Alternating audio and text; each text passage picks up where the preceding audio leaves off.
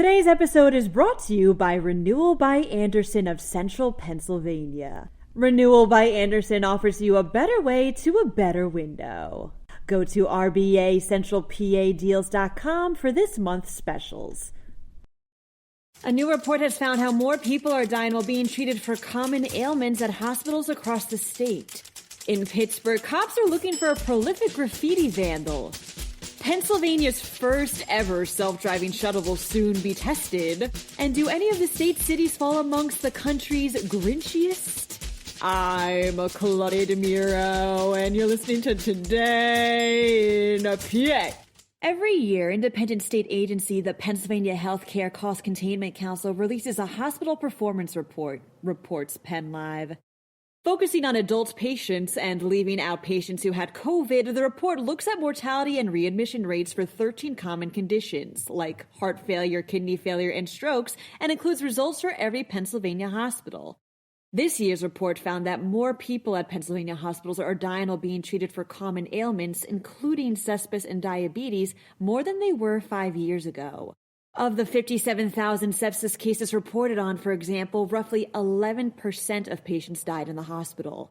The council advises patients to discuss the results with doctors to avoid such occurrences and for hospitals to focus on improvement. A reason behind these increases was not immediately given. Pittsburgh cops are looking for a prolific graffiti vandal, reports the Tribune Review. The unidentified vandal, known just by the tag H's that they leave behind, has been hitting the city's South Side and Oakland neighborhoods. Among their latest targets was the Holy Assumption of St. Mary Orthodox Church, whose cleanup of the graffiti, according to WPXI, will be costly. Should you, listener, have any information, please call the police at their confidential tip line at 412-495-6052. The state's first ever self-driving shuttle is pulling into Philly, states Philly Voice. Drexel University researchers will be testing out the shuttle starting early next year between locations within the city's Navy Yard. Specifically, they'll observe how it does on a mile-long trip between the Navy Yard and SEPTA's NRG station. The shuttle can hold up to 9 passengers plus a wheelchair, and its self-driving technology can be taken over manually by a human operator if need be. Should all go well, later phases of testing will remove this driver to see how the shuttle does going back and forth on its own. Apparently, folks in these cities have hearts that are 2 sizes too small, says PennLive. Finance Buzz decided to find the U.S.'s grinchiest cities by creating a study based on things like how cold they get, amount of holiday cheer, and amount of holiday jeer, which involves, according to the study, Googling things like, I hate Christmas.